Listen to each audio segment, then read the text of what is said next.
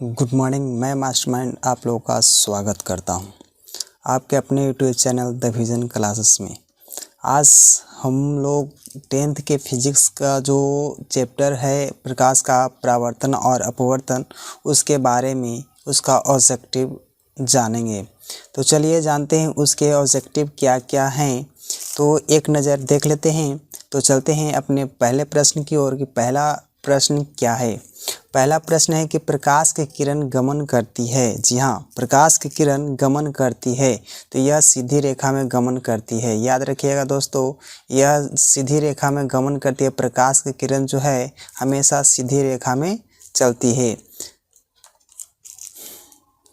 ये जो आपका है प्रकाश की जो किरण है वह हमेशा सीधी रेखा में गमन करती है।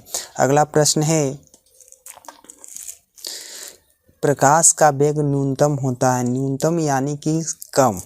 तो जो प्रकाश की जो चाल है वेग, वह क्या होता है, किस माध्यम में सबसे कम इसका चाल होता है। तो यह सबसे कम इसका होता है कांच में। ऐसा नहीं है कि सबसे कम कांच में ही होता है, इससे कम आपको हीरा में भी मिलेगा और बहुत सारे जो माध्यम है जिसमें क्या होता है तो इसका चाल कमते जाता है। लेकिन इसमें आपका 4 ऑप्शन है जिसमें से आपका सबसे कम जो होता है प्रकाश की चाल वह कांच में होता है। ठीक है दोस्तों, आगे बढ़ते हैं। अगला प्रश्न है, मोटर गाड़ी के चालक के सामने लगा रहता है। मोटर गाड़ी के चालक के सामने लगा रहता है यानी कि साइड मिरर के रूप में कौन सा दर्पण का प्रयोग किया जाता है। तो इसका सही आंसर हो जाएगा उत्तल दर्पण। याद रखिएगा, उत्तल दर्पण इसका सही आंसर हो जाएगा। अब चलते हैं अगले प्रश्न की ओर। अगला प्रश्न है, मोटर कार के हेडलाइट में किसका प्रयोग किया जाता है। याद रखिएगा, मोटर कार के हेडलाइट में किसका प्रयोग किया जाता है। समतल दर्पण का, उत्तल दर्पण का, अवतल दर्पण का या उत्तल लेंस का। ये आपका 4 ऑप्शन है। याद रखिएगा दोस्तों, एक गाड़ी का जो लाइट होता है, लाइट में कौन सा दर्पण लगा हुआ रहता है। तो याद रखिएगा इसका सही आंसर हो जाएगा अवतल दर्पण। अब चलते हैं अगले प्रश्न की ओर। अगला प्रश्न है, समतल दर्पण द्वारा बना प्रतिबिंब होता है। समतल दर्पण द्वारा बना प्रतिबिंब कैसा होता है। आप लोग को पता होगा कि यह सिर्फ और सिर्फ क्या बनाता है, तो काल्पनिक प्रतिबिंब बनाता है। अब चलते हैं अगले प्रश्न की ओर। अगला प्रश्न है, लेंस की क्षमता का एसआई मात्रक क्या होता है। याद रखिएगा, लेंस की क्षमता का एसआई मात्रक होता है डायोप्टर। अब चलते हैं अगला प्रश्न की ओर। अगला प्रश्न है, प्रकाश की किरणों का पथ दर्शाने वाले चित्रों को कहा जाता है। प्रकाश की किरणों का जो पथ होता है उसका दर्शाने वाले चित्रों को क्या कहते हैं, तो किरण आरेख कहते हैं। याद रखिएगा। अगला प्रश्न है, दूर डायोप्टर वाले क्षमता। अगला प्रश्न है, दो डायोप्टर क्षमता वाले लेंस का फोकसांतर होता है। तो याद रखिएगा इसका जो एक फार्मूला होता है कि P बराबर, P जो है आपका पावर है, पावर ऑफ लेंस वो कहलाता है। इसका जो फार्मूला होता है 1/f होता है। तो इस पर आपको क्या करना है, तो आपको इस फार्मूले पर आप रखिएगा तो इसका मान निकल जाएगा। तो आपका फोकस दूरी निकालने के लिए कह रहा है, ये जो 1 है यह मीटर में होता है। तो यहाँ पर आपका सेंटीमीटर में दिया गया है तो इसका आंसर 50 होगा। आप कहिएगा कैसे। तो यहाँ देखिए P का मान दिले है 2 डायोप्टर। तो 2 डायोप्टर आपको यहाँ पर क्या है तो F निकालना है। तो F बराबर हो जाएगा 1/P। तो P का मान है 2 और ये है आपको मीटर में। तो F बराबर 1 को क्या कर लेंगे हम, सेंटीमीटर में बदल देंगे, 2 से भाग दे देंगे तो कितना आ जाएगा 50 सेंटीमीटर। तो ये आपका सही आंसर हो जाएगा इसका D। अब चलते हैं अगले प्रश्न की ओर। अगला प्रश्न है, किसी उत्तल लेंस का फोकसांतर 50 सेंटीमीटर है तो उसकी क्षमता क्या होगी। अभी जस्ट हम बतलाए हैं। तो इसका सही आंसर हो जाएगा 2 डायोप्टर। अब चलते हैं अगला प्रश्न की ओर। अगला प्रश्न, प्रकाश के किरणों के समूह को कहते हैं। प्रकाश के किरणों के समूह को क्या कहते हैं, तो किरण पुंज कहते हैं। याद रखिएगा दोस्तों। अब चलते हैं अगले प्रश्न की ओर। अगला प्रश्न है, उत्तल लेंस की क्षमता होती है, उत्तल लेंस की क्षमता धनात्मक होती है। अब चलते हैं अगला प्रश्न की ओर। अगला प्रश्न है, अवतल दर्पण की क्षमता क्या होती है, तो अवतल दर्पण की क्षमता ऋणात्मक होती है। और अगला प्रश्न है, देखिए उत्तल लेंस को कहते हैं, उत्तल लेंस को कौन सा लेंस कहते हैं, तो याद रखिएगा उत्तल लेंस को अभिसारी लेंस कहते हैं। अब चलते हैं अगले प्रश्न की ओर। अगला प्रश्न, अवतल लेंस को कहते हैं, अवतल लेंस को कौन सा लेंस और कहा जाता है? तो यह होता है अपसारी लेंस, याद रखिएगा दोस्तों। अब चलते हैं अगले प्रश्न की ओर। अगला प्रश्न है, निम्न में से कौन सा पदार्थ लेंस बनाने के लिए प्रयुक्त नहीं किया जा सकता है? तो कौन सा पदार्थ इसमें है जो लेंस को बनाने के लिए नहीं प्रयुक्त किया जाता है? तो इसका सही आंसर हो जाएगा डी, मिट्टी। मिट्टी का प्रयोग करके हम लेंस को नहीं बना सकते हैं। अब चलते हैं अगले प्रश्न की ओर। अगला प्रश्न है, किस दर्पण से हमेशा वस्तु से छोटा प्रतिबिंब प्राप्त होता है? दर्पण बोल रहा है, याद रखिएगा, लेंस नहीं। तो यहाँ दर्पण की बात कर रहा है, तो कौन सा दर्पण होगा? तो उत्तल दर्पण से हम लोग हमेशा क्या करते हैं? तो छोटा प्रतिबिंब प्राप्त करते हैं। अगला प्रश्न है आपका 17 नंबर प्रश्न में कहता है कि किस दर्पण से वस्तु का बड़ा प्रतिबिंब बनता है? दर्पण, याद रखिएगा, दर्पण और यहाँ लेंस में बहुत सारे चकमा खा जाते हैं स्टूडेंट। तो यहाँ देखिएगा, किस दर्पण से वस्तु का बड़ा प्रतिबिंब बनता है? तो यह होता है अवतल दर्पण। अवतल दर्पण से बड़ा प्रतिबिंब बनता है, छोटा प्रतिबिंब बनता है, यह आवर्धित प्रतिबिंब बनाने में सफल होता है। तो यहाँ देखिए अगला प्रश्न है, प्रकाश के परावर्तन के कितने नियम होते हैं? याद रखिएगा दोस्तों, प्रकाश के परावर्तन के 2 नियम होते हैं। ये इंपॉर्टेंट क्वेश्चन होते हैं एग्जाम में। अब चलते हैं अगले प्रश्न में। अगला प्रश्न है, जब प्रकाश की किरण हवा से कांच में प्रवेश करती है तो मुड़ जाती है। याद रखिएगा, हवा क्या है? सघन माध्यम है कि विरल माध्यम है? जी हाँ, हवा एक विरल माध्यम है। विरल माध्यम से सघन माध्यम में प्रवेश करती है तो वह क्या होती है? अभिलंब से दूर भागती है, अभिलंब के निकट आ जाती है, या अभिलंब के समानांतर हो जाती है, या तो इनमें से कोई नहीं। तो इसका सही आंसर हो जाएगा अभिलंब के निकट आती है। सघन में जाएगा तो सटेगा, याद रखिएगा। अगला प्रश्न है, फोटोग्राफी कैमरा का अभिदृश्यक होता है? उत्तल लेंस, अवतल लेंस का, या उत्तल दर्पण का, या तो अवतल दर्पण का। तो याद रखिएगा, लेंस में हमेशा दर्पण का प्रयोग नहीं किया जाता है। याद रखिएगा दोस्तों, ये कान खोल करके और ध्यान में रखने की योग बात है कि जब भी होगा तो इसका प्रयोग लेंस से ही किया जाएगा। कैमरा में जब भी होगा प्रयोग तो लेंस ही होगा। तो इसका सही आंसर हो जाता है उत्तल लेंस। अब चलते हैं अगले प्रश्न की ओर, क्योंकि फोटोग्राफी कैमरा जो होता है वो आँख के जैसा होता है। अब चलते हैं, साइड मिरर के रूप में प्रयुक्त होता है। देखिए क्वेश्चन फिर से आ गया है, साइड मिरर के रूप में कौन सा दर्पण का प्रयोग किया जाता है? तो इसका सही आंसर हो जाएगा उत्तल दर्पण।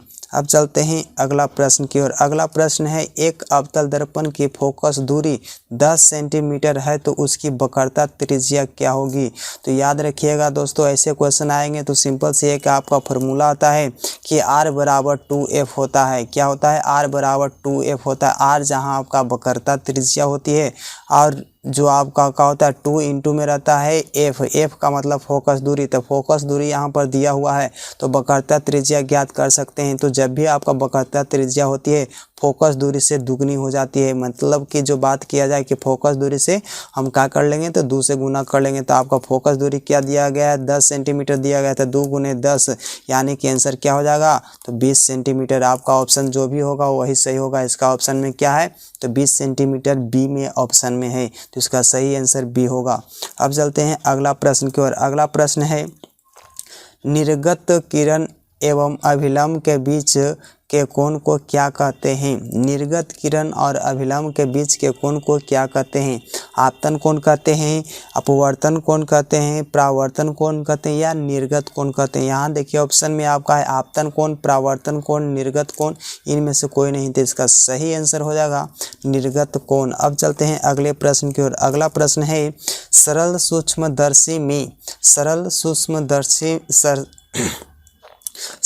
सूक्ष्मदर्शी में किसका उपयोग किया जाता है? सरल सूक्ष्मदर्शी यानी कि सिंपल माइक्रोस्कोप। तो यहाँ देखिएगा इस किसका प्रयोग किया जाता है? तो यहाँ जब भी सूक्ष्मदर्शी हो या दूरदर्शी हो तो इसमें दर्पण का प्रयोग किया नहीं जाता है। तो जब भी किया जाएगा तो आपको लेंस का ही किया जाएगा। तो इसका सही आंसर हो जाएगा, आपको पता होना चाहिए। अगर नहीं पता है तो यहाँ मैं बतला रहा हूँ, अगर पता हो तो कमेंट में ज़रूर लिखिएगा। तो इसका सही आंसर उत्तल लेंस होगा जी। अब चलते हैं अगले प्रश्न की ओर। अगला प्रश्न क्या है? तो किस लेंस के द्वारा सिर्फ काल्पनिक प्रतिबिंब बनता है। याद रखिएगा यहाँ तनता लिखाया हुआ है तो यहाँ बनता है, ठीक है।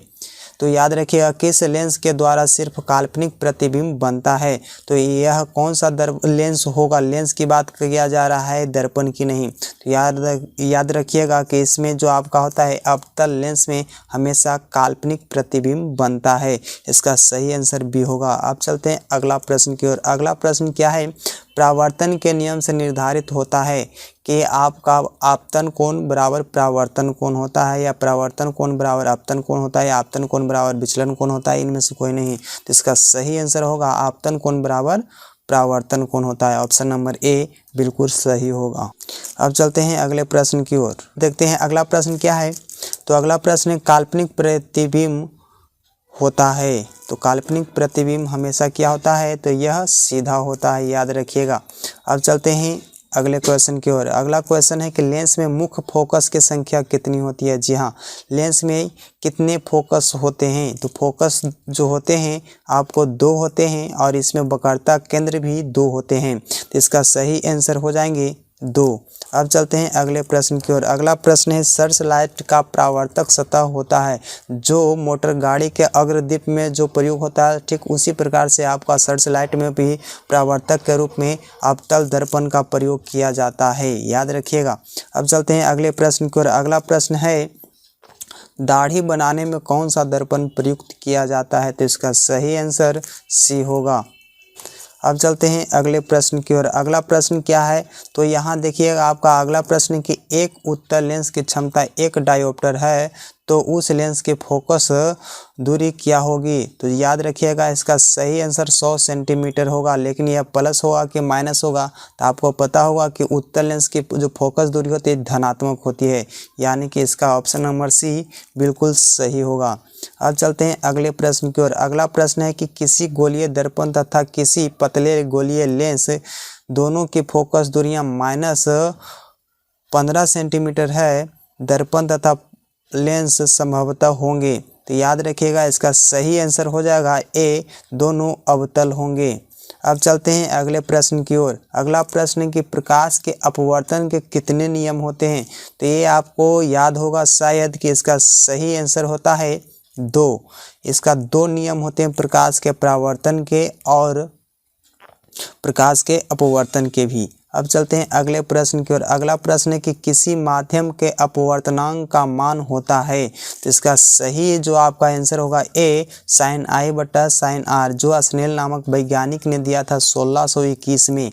अब चलते हैं अगले प्रश्न की ओर। अगला प्रश्न है एक उत्तल लेंस होता है। याद रखिएगा एक उत्तल लेंस क्या होता है, तो बीच की अपेक्षा किनारों में मोटा होता है, या किनारों की अपेक्षा बीच में मोटा होता है। तो इसका सही आंसर हो जाएगा सी, किनारों के अपेक्षा बीच में मोटा होता है, किनारों में पतला होता है। अब चलते हैं अगले प्रश्न की ओर।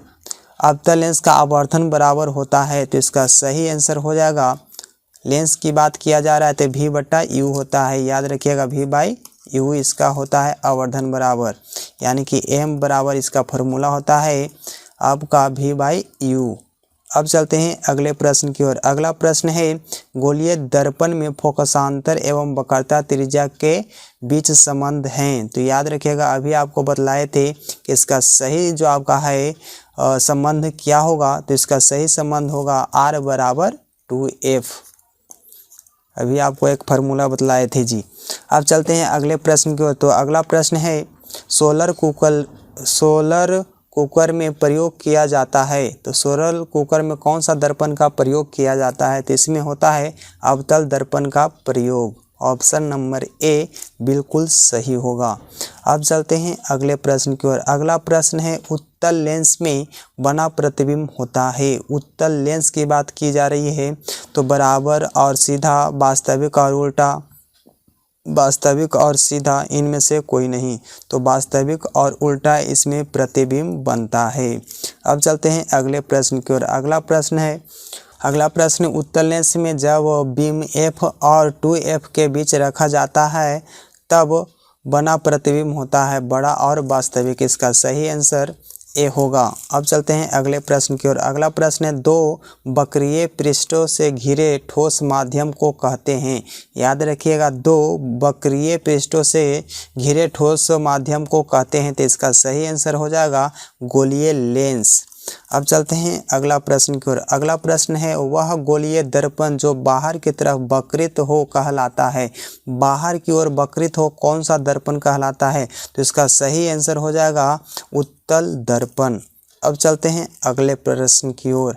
अगला प्रश्न है, गोलीय दर्पण के परावर्तक पृष्ठ के केंद्र को दर्पण का कहा जाता है। तो दर्पण का क्या कहा जाता है, गोलीय पृष्ठ के केंद्र को। याद रखिएगा, गोलीय पृष्ठ के केंद्र को दर्पण का कहा जाता है, तो इसका सही आंसर ध्रुव होगा। जो आपका गोलीय दर्पण होते हैं, इसके जो परावर्तक पृष्ठ होते हैं, याद रखिएगा ऐसा, तो इसके मध्य बिंदु को क्या कहते हैं, तो ध्रुव कहते हैं, याद रखिएगा। अब चलते हैं अगले प्रश्न की ओर। तो अगला प्रश्न है आपका, किसी लेंस द्वारा उत्पन्न आवर्धन का एसआई मात्रक क्या है। याद रखिएगा, तो इसका सही आंसर हो जाएगा डी, मात्रक विहीन होता है। आपको याद रखना है कि जो आवर्धन का एसआई मात्रक कुछ होता नहीं है, सिर्फ और सिर्फ होता है तो लेंस की क्षमता का एसआई मात्रक होता है लेंस में। अगला प्रश्न है, लेंस के केंद्रीय बिंदु को कहते हैं। तो लेंस के केंद्रीय बिंदु को कहते हैं प्रकाशीय केंद्र। अब देखते हैं अगले प्रश्न की ओर। अगला प्रश्न है, किसी शब्दकोश में पाए गए छोटे अक्षरों को पढ़ते समय आप निम्न में से कौन सा लेंस पसंद करेंगे। तो यह इसका सही आंसर हो जाएगा 5 सेंटीमीटर फोकस दूरी का उत्तल लेंस है। उत्तल लेंस द्वारा बड़े अक्षरों को देखा जाता है। अब चलते हैं अगले प्रश्न की ओर। तो अगला प्रश्न है, इनमें से कौन दर्पण सूत्र हैं। याद रखिएगा, इनमें से कौन दर्पण सूत्र हैं, तो इसका सही आंसर हो जाएगा ए, 1/v + 1/u = 1/f। अब चलते हैं अगले प्रश्न की ओर। अगला प्रश्न है, गोलीय दर्पण का वक्रता केंद्र को किस अक्ष से निरूपित किया जाता है। गोलीय दर्पण का केंद्र को वक्रता केंद्र को किस अक्ष से सूचित किया जाता है, CPOF। यानी कि आपका जो वक्रता केंद्र होता है, सेंटर ऑफ कर्वेचर होता है, यानी कि इसको C द्वारा सूचित किया जाता है। अब चलते हैं अगले प्रश्न की ओर। निर्वात में प्रकाश की चाल होती है, चाल होती है, यहाँ छाल लिखा हुआ है, सॉरी, तो यहाँ पर चाल लिखेंगे, ठीक है। तो निर्वात में प्रकाश की चाल होती है 3×10⁸ मीटर प्रति सेकंड। जो होगा वही सही है, यानी कि ए इसका सही आंसर है। अब चलते हैं आगे। अगला प्रश्न है, दंत विशेषज्ञ मरीजों के दांतों का बड़ा प्रतिबिंब देखने के लिए किस दर्पण का प्रयोग किया जाता है। दर्पण यानी कि बड़ा प्रतिबिंब प्राप्त करने वाला दर्पण, तो वह दर्पण होता है अवतल दर्पण। अब चलते हैं अगले प्रश्न की ओर। अगला प्रश्न है, पतले लेंस की आवर्धन क्षमता होती है कम, अधिक, संतुलित या सभी। तो याद रखिएगा, इसका सही आंसर होता है ए, इसका आवर्धन कम जाता है। अब चलते हैं अगले प्रश्न की ओर। अगला प्रश्न है, मोटे लेंस की आवर्धन क्षमता होती है, तो मोटे लेंस का आवर्धन क्या होगा, तो अधिक होगा। पतला का कम, मोटा का ज़्यादा। अब चलते हैं अगले प्रश्न की ओर। अगला प्रश्न है, अवतल दर्पण के ध्रुव और मुख्य फोकस के बीच रखे बीम का प्रतिबिंब की प्रकृति होती है। याद रखिएगा, दर्पण है अवतल दर्पण, इसका ध्रुव और फोकस के बीच रखा गया है, तो यह आभासी बनेगा और सीधा बनेगा, यानी कि काल्पनिक और सीधा, आभासी और सीधी। तो ये आपका क्या होता है, आभासी और उल्टा तथा उल्टा। तो ये आपका 4 ऑप्शन है, 4 में से आपको चूज करना है, चुनना है। तो इसका सही आंसर हो जाएगा ए नहीं, बी होगा सही आंसर। इसमें क्या है, तो उल्टा किया हुआ है, तो उल्टा बनेगा नहीं, इसका सीधा बनेगा। अब तो यही बात है आपका कि आभासी और सीधी बनती है। तो इसमें आपका जो है आभासी को ही काल्पनिक कहा जाता है, ठीक ना। तो ये आपको क्या है, तो आपका सही आंसर ए, बी और सी है, लेकिन यहाँ पर फर्स्ट आपका क्या है, तो बी है, इसलिए हम बी मारेंगे। अब चलते हैं, यहाँ पर आवर्धित और सीधा लिख सकते थे, आवर्धित और सीधा प्रतिबिंब बनाता है। अब चलते हैं अगले प्रश्न की ओर। अगला प्रश्न है, उत्तल लेंस का प्रकाशिक केंद्र और मुख्य फोकस के बीच रखे बीम का प्रतिबिंब यहाँ देखिए फिर से मिसटाइपिंग हुआ है, प्रतिबिंब की प्रकृति होती है। तो इस बार उत्तल लेंस है तो उत्तल लेंस में प्रतिबिंब कहाँ पर बनता है, तो इसमें भी क्या होती है, तो आभासी और सीधी बनेगी। तो याद रखिएगा दोस्तों, इसका जो आपका आंसर हो जाएगा सही बी होगा। अब चलते हैं अगले प्रश्न की ओर। अगला प्रश्न है अवतल दर्पण के मुख्य फोकस पर रखे बीम का प्रतिबिंब की स्थिति होती है।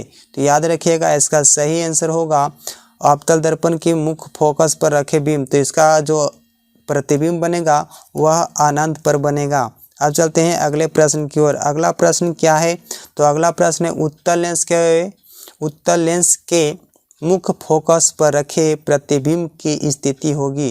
तो यानी कि आपको कह रहा है कि अगर उत्तल लेंस में मुख्य फोकस पर रखा जाएगा वस्तु तो उसका प्रतिबिंब कहाँ पर बनेगा, तो इसका सही आंसर हो जाएगा सी, अनंत पर बनेगा। याद रखिएगा, यानी कि जब भी फोकस पर कोई भी वस्तु रखा जाएगा तो उसका प्रतिबिंब अनंत पर ही बनेगा। ये याद रखिएगा, जो दर्पण हो या तो लेंस। अब चलते हैं अगले प्रश्न की ओर। अगला प्रश्न है अवतल लेंस के मुख्य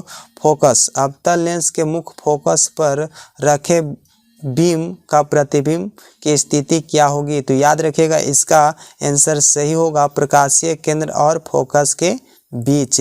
तो यहाँ पर जो बात किया जा रहा है कि अगर इसमें आपको फोकस पर रखा जाएगा तो इसका प्रतिबिंब प्रकाशीय केंद्र और फोकस के बीच बनेगा। अब चलते हैं अगले प्रश्न की ओर। अगला प्रश्न है अवतल लेंस के सामने अनंत पर रखे बीम का प्रतिबिंब की स्थिति होगी। तो इसका सही आंसर फोकस पर बनेगा जी, यानी कि ऑप्शन नंबर बी इसका करेक्ट आंसर होगा। अब चलते हैं अगले प्रश्न की ओर। अगला प्रश्न है अवतल दर्पण के सामने अनंत पर रखे बीम का प्रतिबिंब की स्थिति होती है। तो याद रखिए अवतल दर्पण के सामने अगर अनंत पर वस्तु रखा जाएगा तो उसका प्रतिबिंब कहाँ पर बनेगा, तो इसका ऑप्शन नंबर डी सही होगा, यानी कि फोकस पर बनेगा जी। अब चलते हैं अगले प्रश्न की ओर। अगला प्रश्न है लेंस के प्रकाशिक केंद्र से गुजरने वाली प्रकाश की किरण अपवर्तन के पश्चात क्या होती है, विचलन के साथ निर्गत होती है, 7 रंगों में विभक्त हो जाती है, बिना विचलन के निर्गत होती है, इनमें से कोई नहीं। तो इसका सही ऑप्शन हो जाएगा सी, बिना विचलन के निर्गत होती है। अब चलते हैं अगले प्रश्न की ओर। अगला प्रश्न है मुख्य फोकस से गुजरने वाली प्रकाश की किरण उत्तल लेंस में, यहाँ देखिए लेम लिखा हुआ है, ये लेंस है, उत्तल लेंस से अपवर्तन के पश्चात क्या होती है। तो अगर फोकस से गुजरने वाली प्रकाश की किरण वह मुख्य अक्ष के उत्तल लेंस से अपवर्तन के बाद क्या हो जाएगी, तो मुख्य अक्ष के समानांतर हो जाती है, यानी कि इसका ऑप्शन नंबर 20 सही होगा। अगला प्रश्न है मुख्य अक्ष के समानांतर आने वाली कोई प्रकाश की किरण अवतल लेंस से अपवर्तन के पश्चात क्या होती है। तो इसका सही आंसर डी होगा, निर्गत किरण मुख्य अक्ष से दूर जाती है। ठीक है, तो इस वीडियो में इतना ही, फिर मिलेंगे अगले वीडियो में, तब तक के लिए जय हिंद।